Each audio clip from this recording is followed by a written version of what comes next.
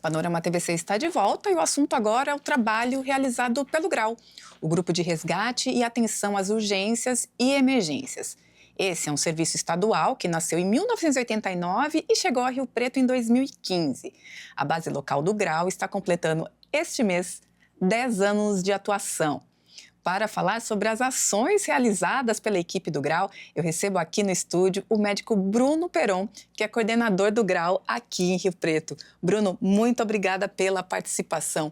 Queria que você começasse explicando para nossos telespectadores o que é o GRAU, que serviço que vocês realizam.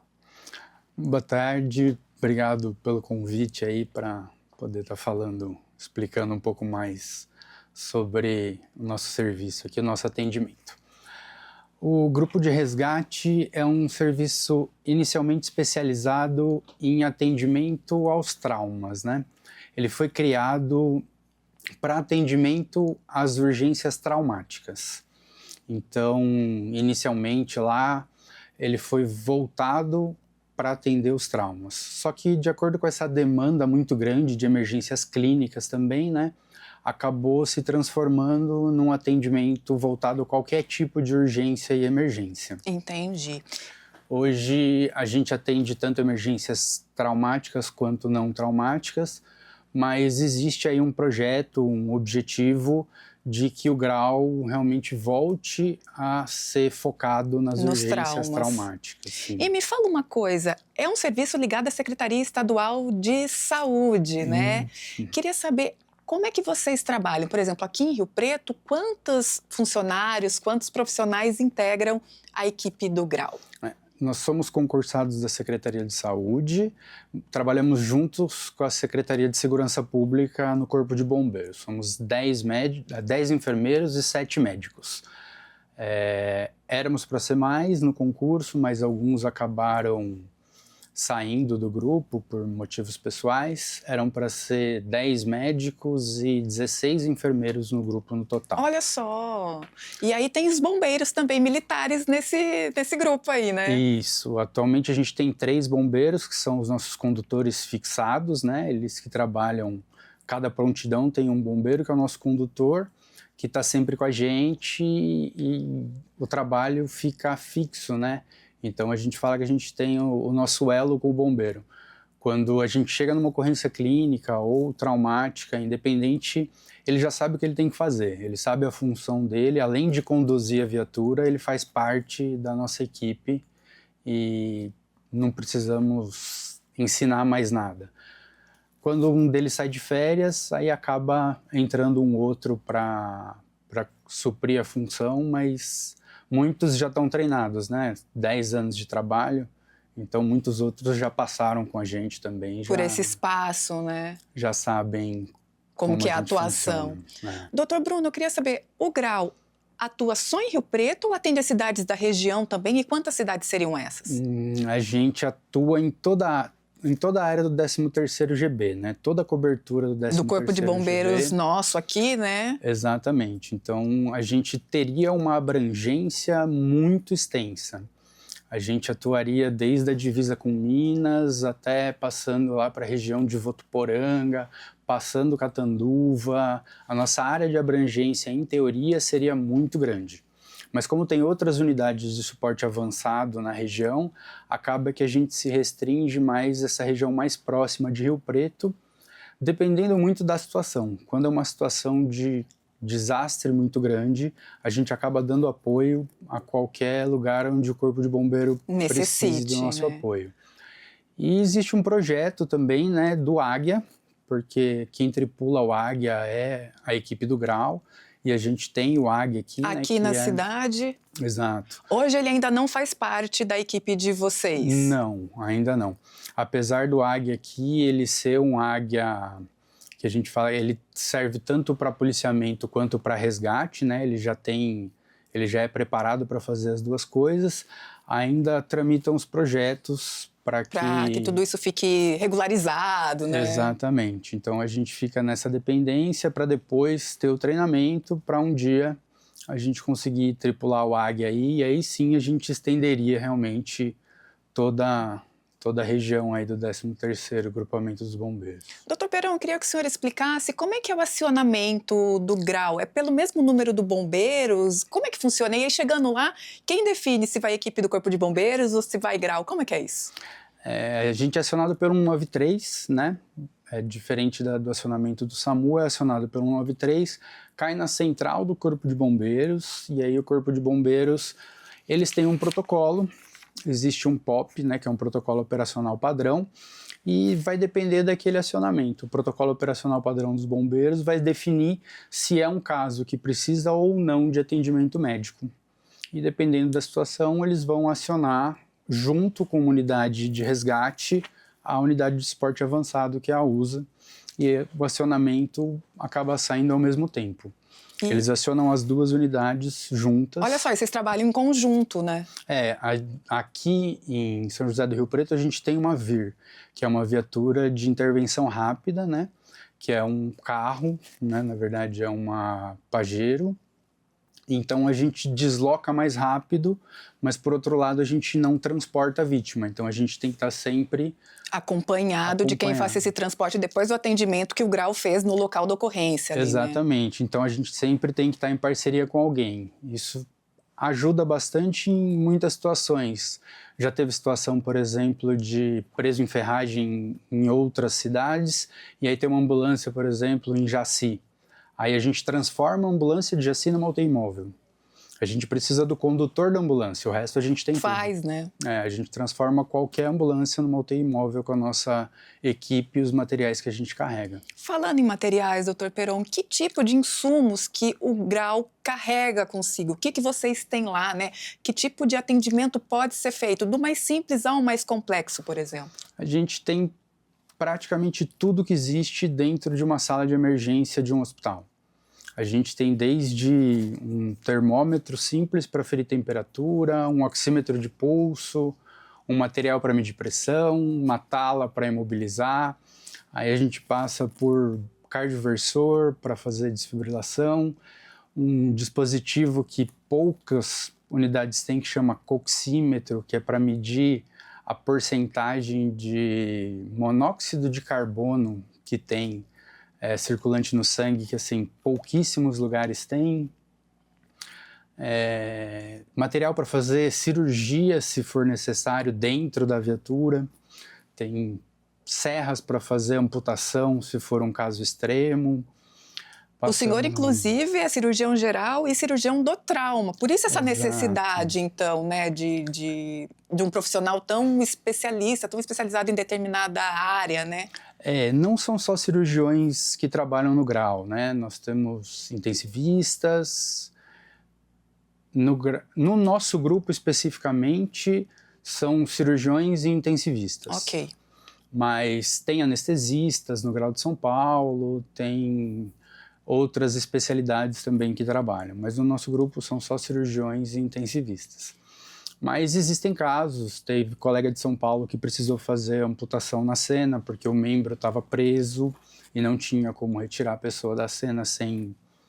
Nós estamos, inclusive, doutor Perão, exibindo algumas fotos de atendimentos da equipe do GRAU e eu queria falar com o senhor sempre da questão do ambiente, né? É sempre um ambiente fora do controlado, em geral. Vocês, situações muito difíceis, pessoas presas em ferragens, vocês sujeitos às intempéries climáticas, debaixo de sol, de chuva, locais de difícil acesso. Quais são os principais desafios de se trabalhar assim e que tipo de treinamento vocês recebem, né, para além da formação inicial que vocês têm, para realizar esse trabalho? Antes da gente começar a trabalhar, a gente recebe um treinamento na Escola Superior de Bombeiros, né, que desde o início a gente passa do básico da segurança, que é o primordial para a gente, é a segurança da cena. Se a cena não está segura, a gente não tem como atuar, porque senão é mais risco ainda, Exato, né? A gente não pode virar mais uma vítima. E os bombeiros são especialistas em segurança, né? A gente sempre respeita muito os bombeiros quando a gente está numa zona de risco. A gente divide a cena, né, muitas vezes na área quente, e na área morna e na área fria.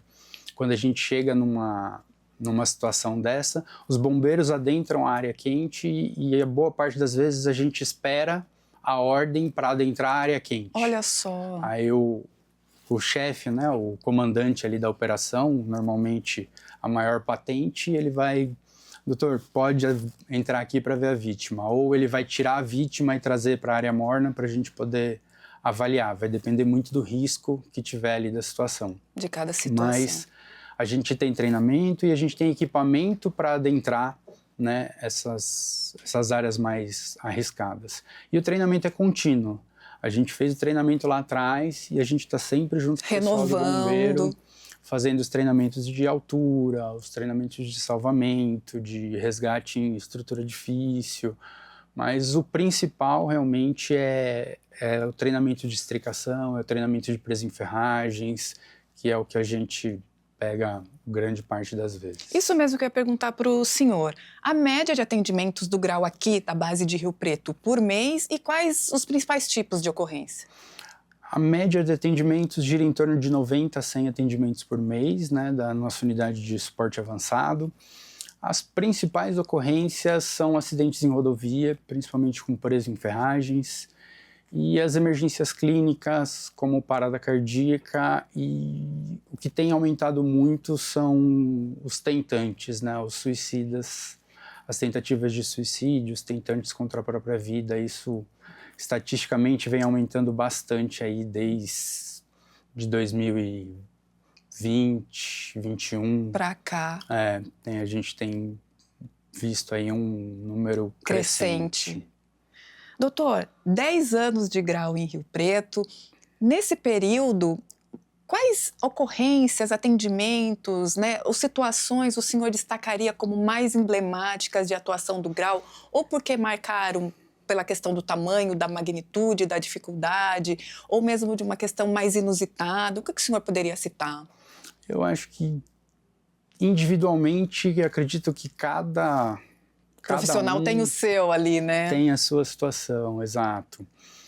Mas eu, particularmente, o incêndio que teve na usina